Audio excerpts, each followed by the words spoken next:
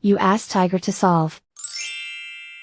This deals with linear equations with one unknown.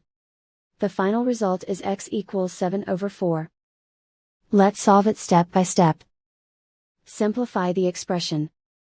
Find the greatest common factor of the numerator and denominator.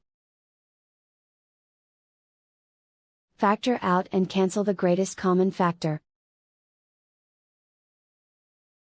Swap sides. Isolate the x. Multiply both sides by 5. Group like terms. Multiply the coefficients. Simplify the fraction. Multiply the fractions. Simplify the arithmetic. And so the final result is x equals 7/4.